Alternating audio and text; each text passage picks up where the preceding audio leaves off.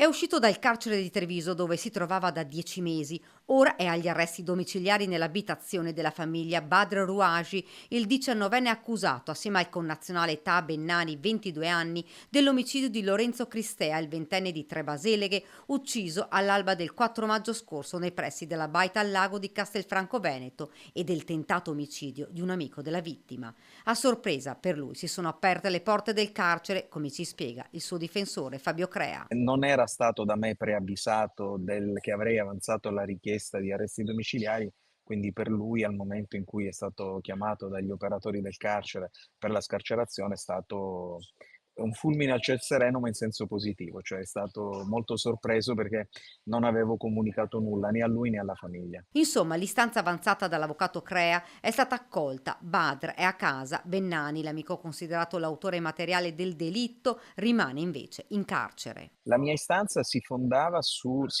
sul minor protagonismo delittuoso del Rouaji, così come abbiamo sostenuto sin dall'inizio. Dall'inizio ho sostenuto e continuo a sostenere e continuiamo a sostenere che Rouaji non abbia neanche concorso nell'omicidio, ma già nell'immediatezza, grazie alle indagini difensive, avevo dimostrato che Rouaji non aveva impugnato quel coltello, quindi non avrebbe potuto uccidere Cristea e tentare di uccidere gli altri ragazzi. Fondamentale, secondo l'avvocato, è stata la diffusione del frame di un video di quella rissa, immagine che all'inizio fece pensare che fosse proprio Badr Rouaji ad impugnare il coltello. Noi abbiamo dimostrato con delle indagini difensive tecniche, con ingegneri forensi, che su quella mano di Rouaji non c'era nulla, tantomeno un coltello, e oggi questo è stato confermato dalle indagini dei RIS di Parma, che hanno dimostrato che non ci fossero né impronte né elementi di natura biologica, quindi DNA sul coltello, che c'era, come noi abbiamo sempre detto, una sola arma del delitto, un solo coltello,